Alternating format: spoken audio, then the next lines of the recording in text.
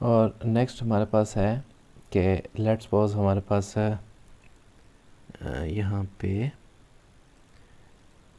Third जो property है, a constant multiplier can be taken outside of a derivative. ये भी बड़ी इंटरेस्टिंग और बहुत काम की प्रॉपर्टी है। और इस प्रॉपर्टी के मुताबिक अगर हमारे पास कोई भी एक फंक्शन है, से मैं ये कहता हूँ कि आपके पास कोई एक फंक्शन है जो कि इक्वल है किसके,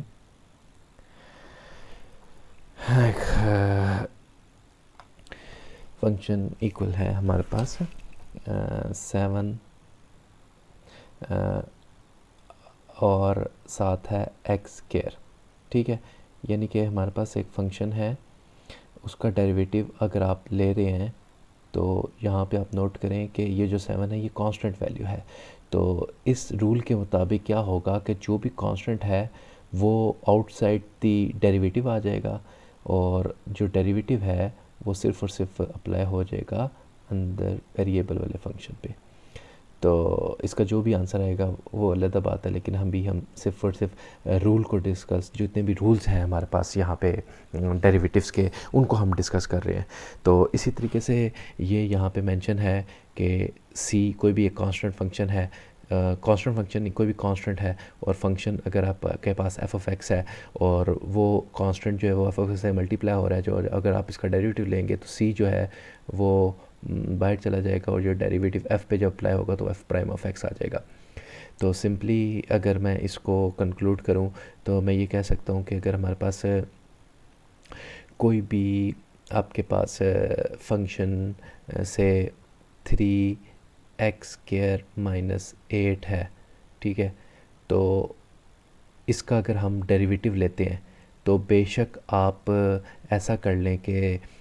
3 को x² से मल्टीप्लाई करें, फिर 3 को 8 से मल्टीप्लाई करें, उसका जो आंसर आएगा वही इसका आंसर होगा कि आप 3 को आप पहले बाहर ले लें और डेरिवेटिव जस्ट जो है वो आप फाइंड कर लें किसका,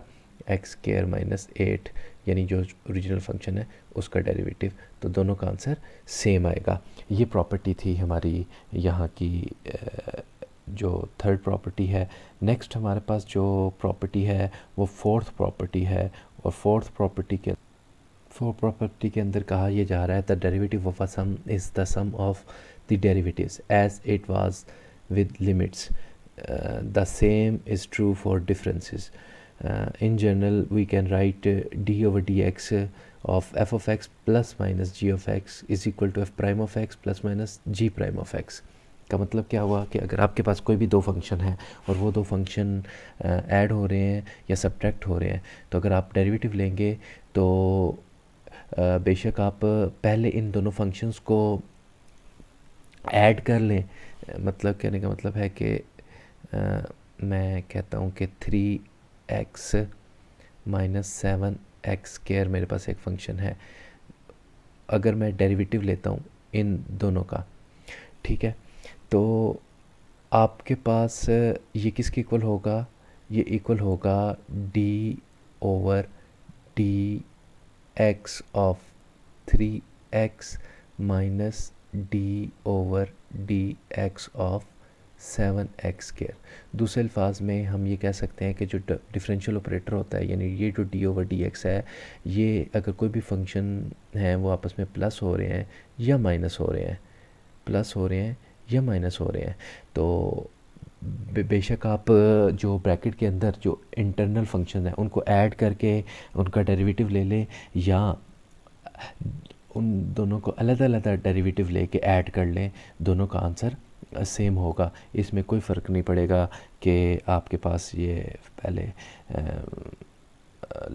लेफ़्ट हैंड साइड का कुछ और आंसर है या राइट हैंड साइड का कुछ और आंसर है। इसी वजह से वो कह रहा है, और यही चीज़ अगर आप नोट करें लिमिट के, जब हमने थ्योरम पढ़ा था, रिकॉल करते हैं, तो limit x approaches to a हमने कहा था कि अगर आपके पास f ऑफ x है और प्लस माइनस, एक मिनट इसको मैं, limit f of x plus minus g of x जो था वो इक्वल था कि आप लिमिट ले लें x approaches to a f of x पे या और फिर ऐड कर दे limit x approaches to a g of x पे। तो ये जो g ऑफ x है ये मुझे बिल्कुल उसी तरीके से है जिस तरीके से हमने लिमिट के केस में ये फाइंड किया था, limit x approaches to f of x plus minus g of x is equal to limit x approaches to a f of x plus minus limit x approaches to a of g of x।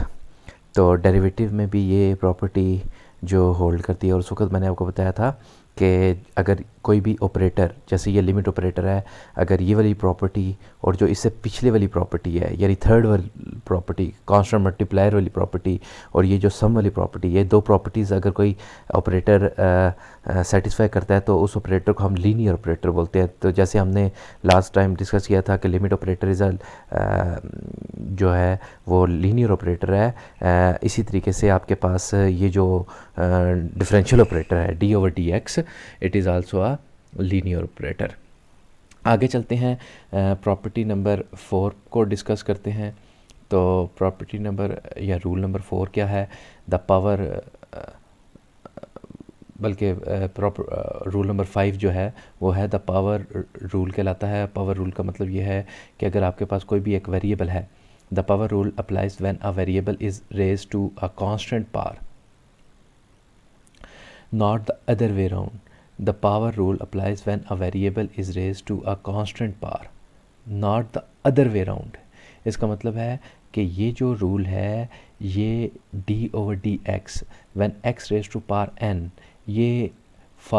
Hold करेगा तब जब आपके पास variable having constant power. लेकिन अगर आपके पास constant की power variable आ जाता है तो ये पावर रूल अप्लाई नहीं होगा। इसकी छोटी सी एग्जांपल मैं आपको यहाँ पे शो करके देता हूँ, लेकिन मैं जो है देखें, इनके कहने का मतलब ये है कि लेट्स सपोज आपके पास एक फंक्शन है और वो इक्वल है 3,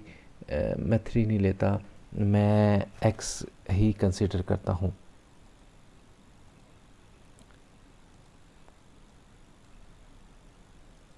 सिर्फ समझाने के लिए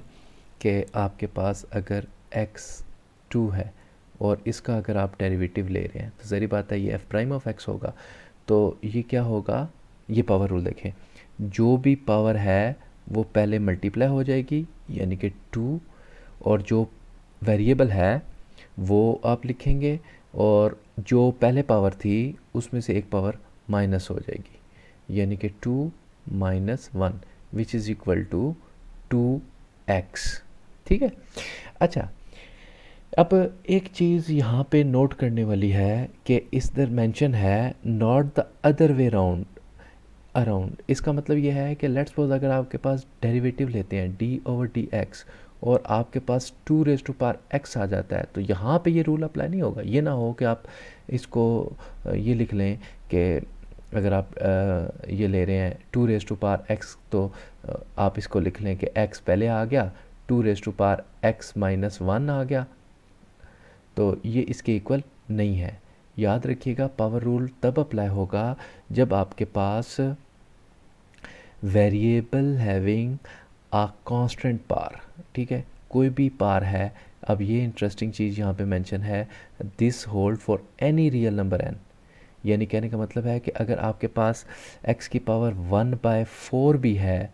1/4 भी है, -1/4 भी है, तो तब भी आप ये जो रूल है ये अप्लाई करेंगे कि d ओवर डी एक्स आपने अगर x रेज़ पावर -1/4 का फाइंड आउट करना है तो -1/4 जो कांस्टेंट है पावर है वो पहले आ जाएगा, x raise to power -1/4 -1 whole, तो आपके पास -1/4 x की पावर क्या आ जाएगा, 1/4 -1 है तो ये आपके पास -3/4 ये आपके पास ओरिजिनली आंसर आ जाएगा। तो यहाँ पे एक और चीज़ भी है कि अगर x की रेज़ टू पावर -3 है तो इसका अगर आप डेरिवेटिव ले रहे हैं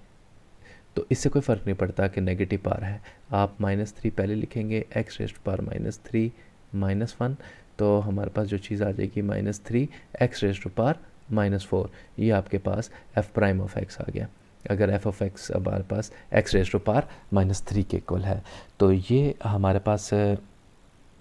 टोटल 5 रूल्स थे। इसके